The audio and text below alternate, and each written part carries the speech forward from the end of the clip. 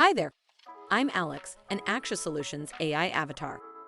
Get ready to take your strategy design to the next level. In this video, we'll be diving into the essential steps for running an effective strategy design workshop. At its core, the strategy design sprint involves identifying the key strategic challenges, pinpointing multiple opportunities for improvement, and ultimately selecting the best strategic solutions to implement. This video will cover steps 3 to 7 of the strategy design sprint. The purpose of the strategy design workshop is to help the team generate a strategic possibility or theme. To prepare for this workshop, the team should have already defined their strategic intent and developed situational awareness for their company or product. The strategic theme consists of a strategic challenge, an opportunity, and a solution. The strategy facilitator's role is to guide the team through this creative process and help them achieve this outcome. It is essential to start the strategy design process with a description of the status quo. Without this step, your team may find it hard to generate new possibilities that are distinct from your current strategy. This initial step serves 2 purposes. 1. Have the team practice with the strategy cascade components. 2. Build alignment around the current state of affairs. Once you have completed this initial step, consider sharing the current cascade with your manager or other key stakeholders who are not present in the workshop. For instance, it may be beneficial to share the cascade with salespeople, as they may have valuable insights into your customers. Defining the problem is just as crucial as, if not more challenging than, solving it. Therefore, before embarking on any strategy work, it is crucial to clearly define the problem that the team aims to solve. Identify your company's biggest strategic problem using the following categories as a starting point: industry segments, industry structure, channel value, end customer value, relative capabilities, relative costs, competitor reaction. Do not worry if you cannot easily classify your problem. The categories are meant to serve as a starting point, but your pressing problem may not fall into any of them. Usually, participants will generate multiple problems that require solving. Begin by recording all of the strategic problems on a whiteboard. Next, try to identify any connections among the problems and determine if they are pieces of a more extensive issue. After consolidating the problems into a concise list, ask the participants to select the strategic problem they perceive as the most pressing and worrisome. Many individuals become bogged down in analysis at this point and concentrate on the problem rather than possible solutions. To avoid falling into this trap, leverage the strategic problem to identify opportunities for your company to eliminate the problem. Framing the strategic opportunities represents a critical juncture in the strategy process. Once the group has identified several potential solutions to the problem, it can shift its focus toward determining the most effective solution rather than analyzing the problem further. To illustrate this point, I'd like to share a couple of examples. Channel problem. Consider the following situation where the distribution channel partners don't value companies' products the way they used to. If this continues, it may threaten the company's cost-effective access to end customers. The team could frame this problem as a choice between 3 opportunities in the following way. We could fundamentally alter our offering to restore the existing channel's enthusiasm. Or we could abandon this channel and develop a relationship with a different set of channel partners. Or we could seek a direct-to-consumer approach and get rid of all channel partners. Relative capabilities problem. Or consider the situation where a key competitor has launched a product using a new technology that the company doesn't have. If the customers value that new technology, the company's entire business could be at risk. The team could frame a choice as follows. We could invest heavily and quickly to match the competitor's technology in order to neutralize its advantage. Or we could invest in early-stage initiatives to leapfrog the competitive offering with a still more appealing technology. Alternatively, we could acquire a smaller competitor who is more advanced than us in this technology.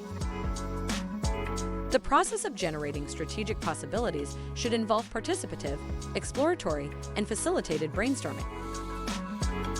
Encourage participants to suggest many ideas. Don't evaluate suggestions at this time. All ideas are welcome as long as they address the strategic problem. Encourage wild ideas and strive for quantity. Next, categorize all your possibilities. clarify and hone the possibilities along common themes. Cluster until you have 3 to 5 possibilities that feel meaningful, different from one another, and quite specific. You now have several where to play and how to win possibilities. Draft a new winning aspiration in light of these possibilities. Then fill in the last 2 boxes of each 5-box cascade. Capabilities and management systems for each of the possibilities. Capabilities are the 4 or 5 activities your organization has to do exceptionally well to deliver on your where to play and how to win possibility. Management systems are the 4 or 5 systems that build, support, and measure a strategy. They include rules, norms, processes, and measures. Your draft cascades are done when they are distinct from one another. Each one conveys a compelling narrative of a potential winning future. Each cascade is reinforcing and coherent. With the draft cascades in hand, you have completed the initial phase of the workshop. The next step is to review the cascades with your manager and other stakeholders. Ask them, does this seem like a reasonable set of possibilities? Are any possibilities missing? How would you modify any of the possibilities? Do any possibilities seem like non-starters? Why? You may proceed to the next stage once you have consolidated stakeholder feedback to present to the group. For each strategic possibility, inquire about the conditions that must be met for this strategy to be effective. This process is known as reverse engineering. These are the 7 categories to consider when reverse engineering. Don't let the group focus on what is true.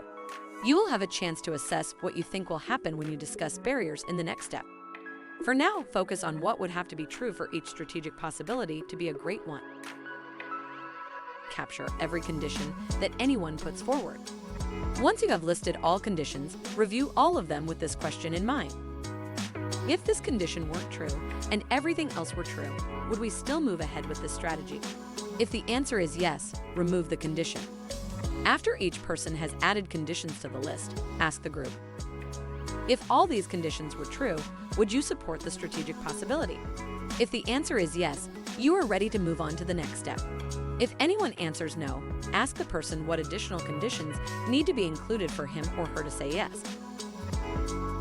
Repeat the process for each strategic possibility until you have a complete set of conditions that would have to be true for each alternative. Before identifying potential obstacles or risky assumptions and developing tests to evaluate the most concerning barriers, we suggest assessing the range of strategic possibilities and choosing the most promising one for experimentation. The remaining options can be set aside until the results of the experiments are available. There are multiple techniques to evaluate the feasibility of a strategy. One method involves assessing the market opportunity. An attractive market opportunity is one that will likely produce significant potential for value creation and that poses relatively few challenges in capturing that value. In this method, we evaluate a strategic alternative according to 2 dimensions: potential and challenge. Evaluating a strategic alternative by assessing its potential and challenge is a common approach to analyzing the feasibility and potential success of a particular course of action. In this approach, potential refers to the factors that make the alternative attractive and likely to be successful, while challenge refers to the obstacles and risks that may hinder its implementation or impact its chances of success. After scoring all of the strategic possibilities, it is recommended to select the one with the highest potential and the lowest risk. Subsequently, we can proceed to the validation phase of the strategy design sprint, where we will identify the riskiest assumptions and develop experiments to test them. Before initiating the validation process, it is advisable to examine the financial viability of the chosen strategic possibility. It is essential to ensure that your manager and other stakeholders invest in a worthwhile opportunity. Additionally, this step will also ensure that you don't leave any risky assumption off the table before testing the strategy. Once you confirm strategic possibilities' business case is valid and get stakeholder buy-in, it's time to move on to the final stage of the strategy design sprint. Once we have selected the strategic possibility, the next step is to identify the barriers to success and design tests to evaluate the most worrisome hurdles. For the selected strategic possibility, we must identify the riskiest assumptions, design experiments, and run tests to validate if the condition fails the test. If all tests pass, you have a winner. If a test fails, you should park this strategic possibility. Go back to step 7 and get the second one on the list. Usually, testing will reveal 1 or 2 strategic possibilities as the most likely to succeed. Through this process, the team can gain more information and insights to refine and improve the strategic possibility. Ultimately, the results of the testing may lead to pivoting the strategy or iterating on the original idea. Thank you for watching. We hope you found this video helpful. If you want to learn more, visit our website for additional valuable content on product strategy and product discovery. Don't forget to subscribe to our newsletter to stay up to date on the latest tips and trends in product strategy. Thank you again for your time, and we look forward to sharing more insights with you soon.